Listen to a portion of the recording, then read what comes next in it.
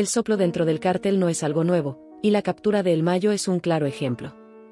Si observamos detenidamente, notaremos que el propio hijo de El Mayo lleva colaborando con las autoridades desde 2009. Sorprendentemente, la información que proporcionó a la policía provenía del mismo El Mayo. En este video, te guiaré a través de las revelaciones detalladas que El Mayo ha compartido con las autoridades, así como la declaración de su hijo durante el juicio del Chapo. Suscríbete a mi canal para subir más videos. Para comprender las revelaciones de Vicente Zambada Niebla, primero debemos entender cómo se integró en el cártel de Sinaloa. Nacido en un entorno de crimen y poder, la educación de Vicente fue todo menos común. Vicente Zambada Niebla nació en el seno de la familia Zambada. Su padre, Ismael El Mayo Zambada, ya era una figura prominente en el mundo del narcotráfico. Vicente creció rodeado de riqueza y poder, pero también bajo la constante sombra del peligro que conllevaba el trabajo de su padre. La región de Sinaloa, conocida por su terreno accidentado y su ubicación estratégica, se convirtió en el epicentro de las operaciones del cártel.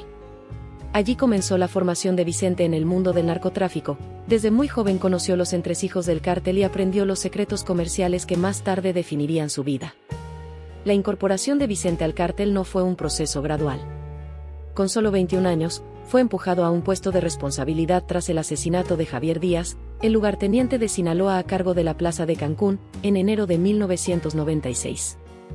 Díaz esperaba la llegada de un cargamento de 1.600 kilogramos de cocaína cerca de Cancún cuando fue asesinado en Ciudad de México. Vicente intervino para asegurarse de que el cargamento llegara a salvo a su destino.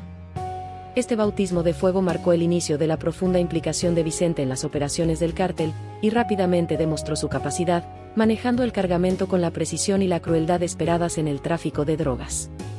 El éxito de la operación le ganó la confianza y el respeto de su padre y de otros miembros del cártel. Desde ese momento, Vicente se mantuvo cerca de su padre, aprendiendo los entresijos del negocio del cártel. Describe este periodo como una inmersión gradual en el mundo del narcotráfico. Poco a poco empecé a involucrarme en los negocios de mi padre, declaró ante el jurado. Para el año 2001, Vicente había ascendido hasta convertirse en una figura importante dentro del cártel. En 2001, yo era otro jefe, afirmó. Los primeros años de Vicente en el cártel estuvieron marcados por su estrecha relación con su padre y otras figuras clave, como Joaquín El Chapo Guzmán. Vicente conoció a El Chapo a finales de los 80 a través de su padre, antes de la primera detención de El Chapo en 1993. Esta conexión desempeñaría más tarde un papel crucial en las operaciones del cártel. Cuando El Chapo fue encarcelado, Vicente siguió ascendiendo dentro del cártel. Estaba presente en un rancho perteneciente a otro aliado del cártel cuando El Chapo y El Mayo renovaron su asociación tras la fuga de prisión de El Chapo en 2000 a 2001. Esta fuga, rodeada de misterio y especulaciones, marcó un punto de inflexión para el cártel. Los rumores sobre la fuga de El Chapo del penal de máxima seguridad de Jalisco, conocido como Puente Grande, circularon durante años. Se señaló con el dedo al director de la prisión e incluso al entonces presidente Vicente Fox. Sin embargo, según Vicente, el plan para liberar a El Chapo solo implicaba a un pequeño grupo de conspiradores. Cuanta más gente lo sepa, peor será, dijo. La historia más popular, según la cual El Chapo escapó en un carrito de la lavandería, es la verdad, según Vicente, quien relató lo que El Chapo le había contado tras la fuga. Una vez en libertad, El Mayo estaba dispuesto a ayudar a su viejo amigo a recuperarse, ofreciéndole a El Chapo el 50% de cada kilo que pasara por sus rutas de contrabando. Eran socios en el tráfico de drogas, dijo Vicente a los miembros del jurado. Esta asociación solidificó el vínculo entre El Chapo y El Mayo, asegurando el dominio continuado del cártel. A medida que Vicente Zambada Niebla crecía, su papel dentro del cártel de Sinaloa se expandía significativamente. Sus primeras experiencias lo prepararon para el complejo y peligroso mundo del narcotráfico, y rápidamente ascendió a una posición de liderazgo dentro de la organización. Las responsabilidades de Vicente en el cártel eran amplias y variadas, participando en casi todos los aspectos de las operaciones, desde la logística y el transporte hasta las negociaciones y la aplicación de la ley. Su profundo conocimiento de los entresijos del cártel lo convirtió en un activo inestimable para su padre, El Mayo, mientras el cártel seguía creciendo. Vicente detalló uno de los conflictos más tempranos y significativos con la familia Arellano Félix, también conocida como el Cártel de Tijuana. Esta rivalidad comenzó a principios de los años 90 y se convirtió en una guerra brutal. El Cártel de Tijuana, dirigido por los hermanos Arellano Félix, era una de las organizaciones delictivas más poderosas de México en aquella época.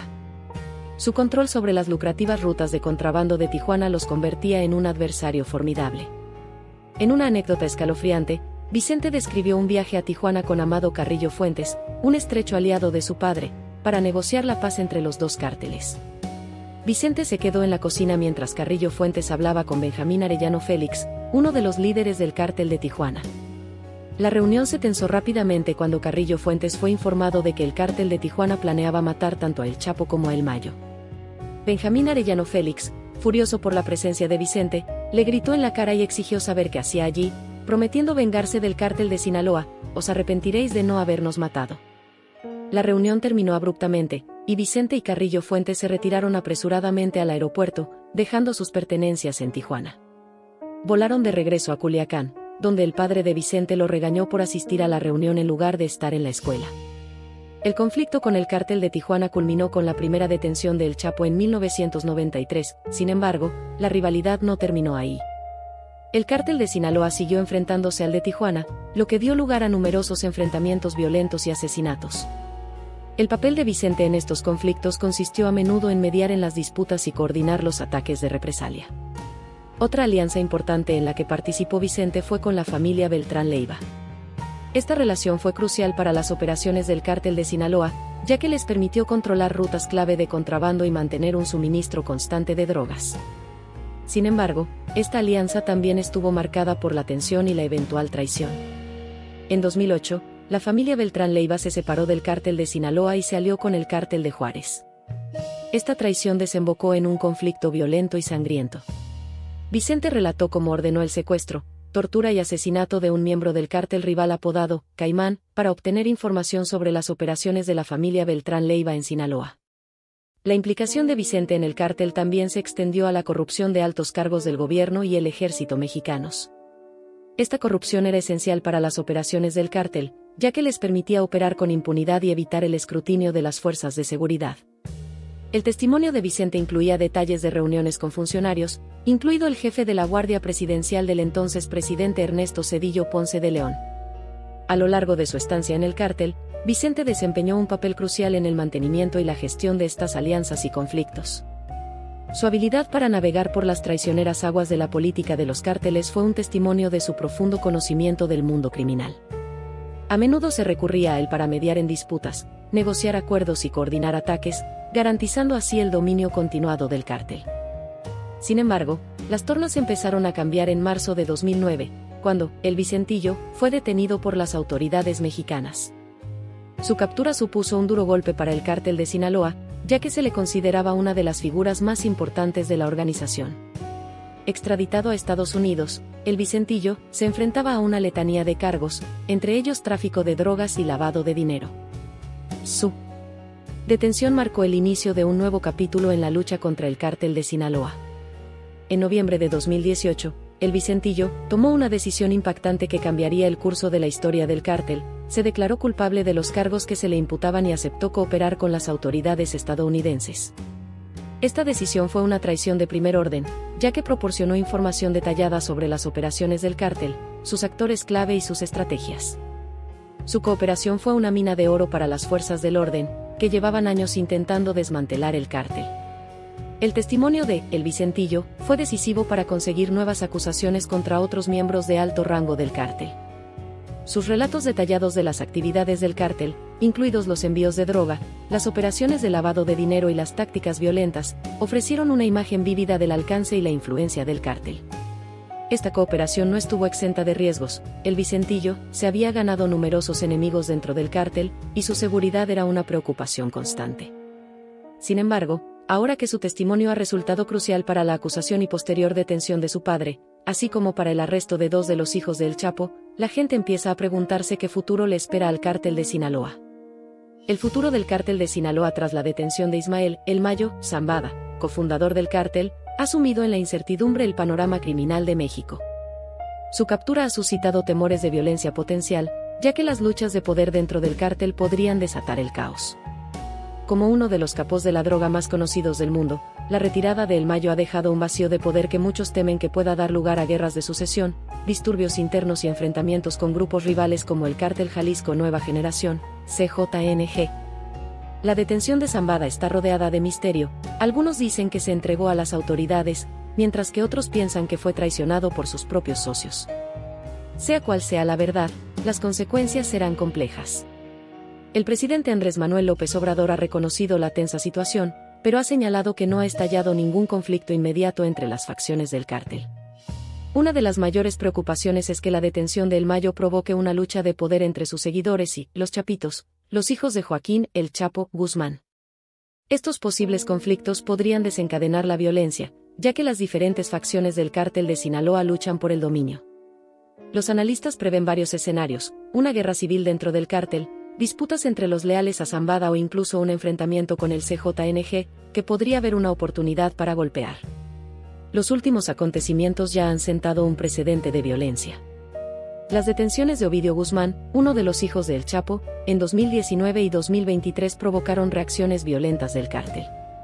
En un notorio incidente conocido como el Culiacanazo, los chapitos desataron el caos en Culiacán, demostrando su disposición a contraatacar ferozmente. Esta historia de luchas internas entre cárteles, como la división entre los cárteles de Sinaloa y Beltrán Leiva, demuestra lo sangrientas que pueden llegar a ser estas disputas.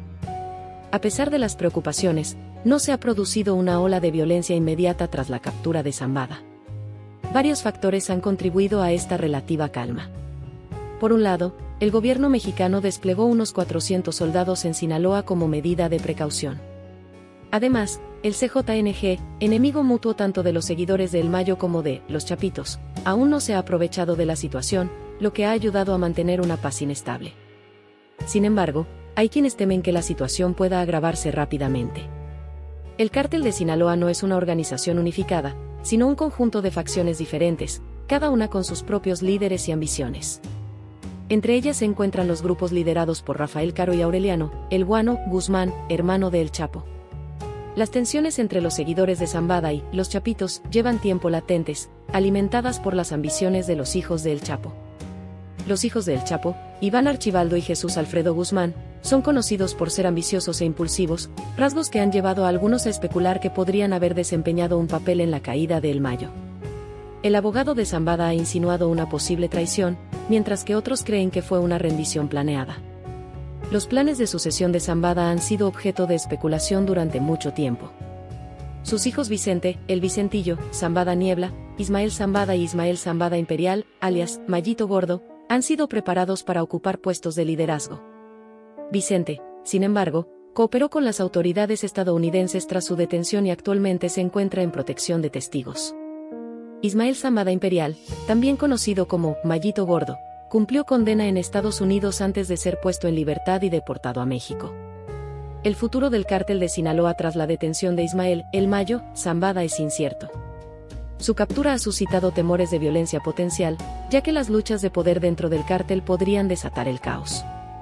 Como uno de los capos de la droga más conocidos del mundo, la retirada de El Mayo ha dejado un vacío de poder que muchos temen que pueda dar lugar a guerras de sucesión, disturbios internos y enfrentamientos con grupos rivales como el Cártel Jalisco Nueva Generación, CJNG.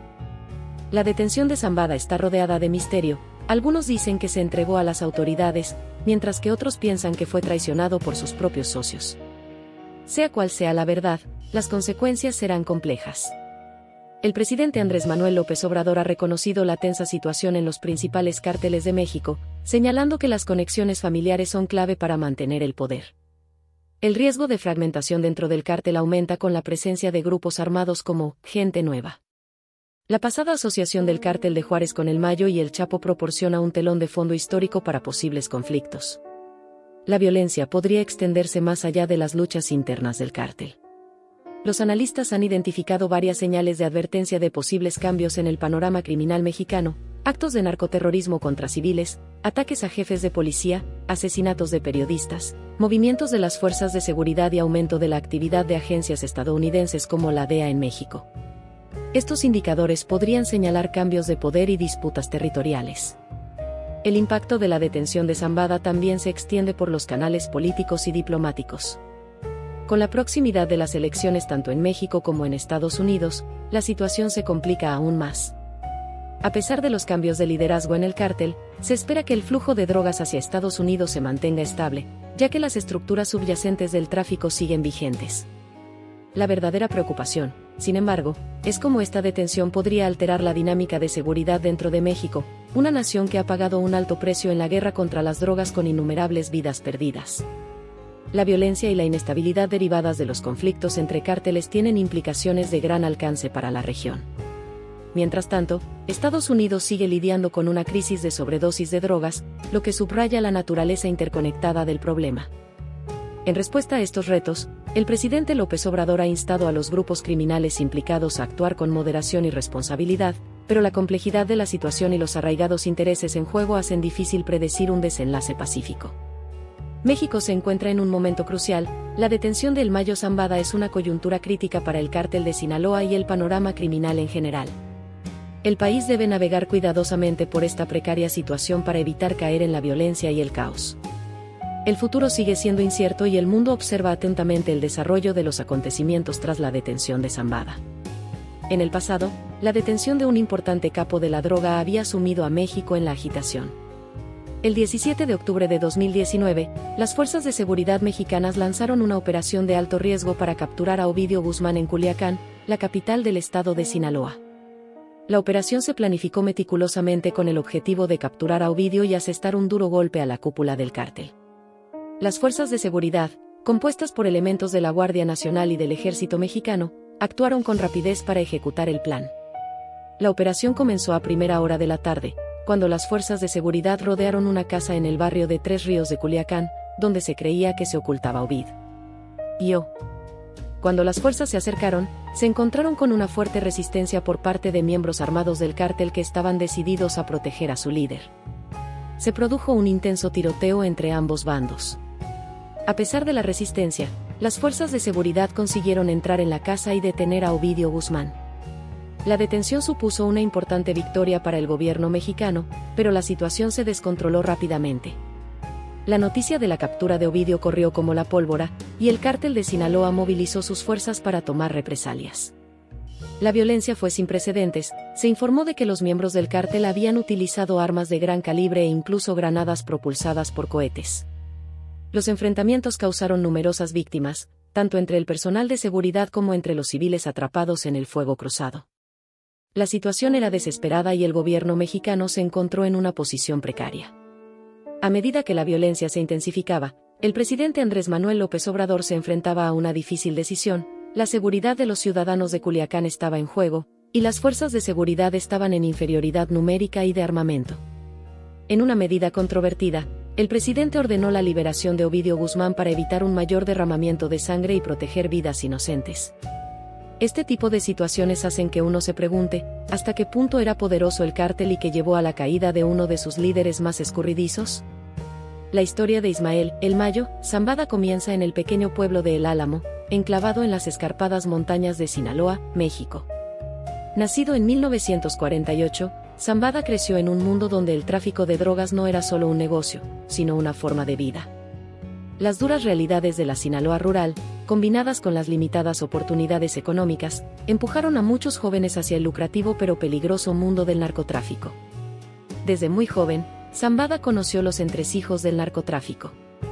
Comenzó cultivando marihuana a pequeña escala y aprendió rápidamente los secretos del negocio. Su agudo intelecto y su mente estratégica lo diferenciaron de sus compañeros. En los años 70, Zambada ya se había hecho un nombre en la floreciente industria del narcotráfico, trabajando junto a figuras tan conocidas como Miguel Ángel Félix Gallardo, el padrino del narcotráfico mexicano. Miguel Ángel Félix Gallardo, es policía convertido en capo de la droga, fundó el cártel de Guadalajara a finales de los 70. El cártel ascendió rápidamente al poder, controlando la mayoría de las rutas de tráfico de drogas hacia Estados Unidos. La asociación de Zambada con Félix Gallardo le proporcionó una experiencia y unos contactos inestimables. Ascendió rápidamente en el escalafón, convirtiéndose en un lugarteniente de confianza y estableciendo su propia red de rutas de la droga y contactos. Los años 80 marcaron un punto de inflexión en la carrera de Zambada. El cártel de Guadalajara estaba en la cúspide de su poder, y Zambada desempeñaba un papel crucial en sus operaciones. Era responsable de coordinar el transporte de grandes cantidades de cocaína, heroína y marihuana a través de la frontera. Su experiencia logística y su capacidad para eludir a las fuerzas de seguridad lo convirtieron en un activo inestimable para el cártel. Sin embargo, el dominio del cártel de Guadalajara no iba a durar. En 1989, Félix Gallardo fue detenido, lo que provocó la desintegración del cártel. Este vacío de poder dio lugar a nuevas facciones, y Zambada vio la oportunidad de establecer su propio imperio. Junto con Joaquín El Chapo Guzmán y Héctor Luis Palma Salazar, Zambada cofundó el Cártel de Sinaloa, que pronto se convertiría en la organización de narcotráfico más poderosa del mundo. La formación del Cártel de Sinaloa marcó el comienzo de una nueva era en el narcotráfico mexicano. Zambada, El Chapo y Palma Salazar unieron sus amplias redes y recursos, creando un cártel altamente eficiente y brutalmente eficaz. Las operaciones del Cártel de Sinaloa eran vastas y sofisticadas, traficando con drogas por valor de miles de millones de dólares a Estados Unidos y otros países. El papel de Zambada en el cártel era el de un cerebro. Mientras El Chapo se convertía en la cara pública de la organización, Zambada prefería operar desde las sombras. Su carácter solitario y su meticulosa planificación le permitieron evitar su captura durante décadas. Era conocido por su modestia y a menudo viajaba solo o con un mínimo de seguridad, pasando desapercibido para evitar ser detectado. A pesar de su perfil bajo, la influencia de Zambada en el cártel era inmensa. Era responsable de supervisar la logística del cártel, asegurándose de que los cargamentos de droga llegaran a su destino sin interferencias de las fuerzas de seguridad. Su capacidad para forjar alianzas con otras organizaciones delictivas y funcionarios corruptos consolidaba aún más su poder. La mente estratégica de Zambada y su despiadada eficacia lo convirtieron en una de las figuras más formidables del mundo del crimen organizado. Margarito J. Flores, uno de los narcotraficantes más prolíficos de Estados Unidos, recuerda su primer encuentro con Zambada en el año 2005. El Chapo siempre será el Chapo, pero hay alguien que es un poco más grande, dijo Flores, destacando la reverencia y el miedo que Zambada infundía. Flores describió a Zambada como un hombre de pocas palabras, pero de inmensa presencia, alguien capaz de dominar una sala con solo una mirada. A medida que el cártel de Sinaloa crecía en poder, también lo hacía la reputación de Zambada.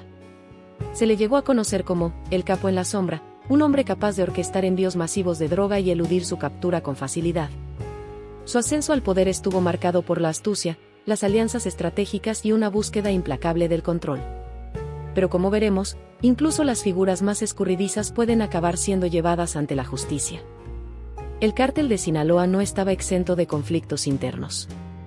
Las luchas de poder y las traiciones eran habituales, ya que las distintas facciones se disputaban el control. La habilidad de Zambada para navegar por estas aguas traicioneras fue un testimonio de su astucia y su mente estratégica. Forjó alianzas con figuras clave tanto dentro como fuera del cártel para mantener su posición de poder. Quienes trabajaron estrechamente con Zambada lo describen como un maestro de la manipulación. Sabía cómo enfrentar a las distintas facciones, asegurándose de que nadie pudiera desafiar su autoridad. Su capacidad para mantener el control sobre una organización tan vasta y compleja fue un factor clave del éxito del cártel. A pesar de los numerosos intentos de las fuerzas de seguridad por capturarlo, Zambada siguió siendo escurridizo. Su hijo Vicente Zambada Niebla fue detenido en 2009 y más tarde cooperó con las autoridades estadounidenses, revelando secretos de las operaciones del cártel. Sin embargo, El Mayo siguió eludiendo su captura. Las fuerzas de seguridad que persiguieron a Zambada a lo largo de los años lo describieron como un maestro de las operaciones discretas. Era conocido por su imprevisibilidad y a veces viajaba ligero de equipaje, o incluso solo, en vehículos discretos, lo que lo convertía en un objetivo difícil para las autoridades. Con el paso de los años, surgió una nueva generación de líderes en el cártel de Sinaloa. Los hijos del Chapo, conocidos como los Chapitos, empezaron a imponer su influencia. Joaquín Guzmán López, Iván Archibaldo Guzmán Salazar y Jesús Alfredo Guzmán Salazar estaban decididos a continuar el legado de su padre. Esta nueva dinámica añadió otra capa de complejidad a la política interna del cártel. A pesar de las luchas internas por el poder, el cártel de Sinaloa siguió prosperando. La capacidad de Zambada para adaptarse a las circunstancias cambiantes y superar a sus rivales garantizó que el cártel siguiera siendo una fuerza dominante en el tráfico mundial de drogas. Sin embargo, la búsqueda incesante de poder y control acabaría provocando su caída.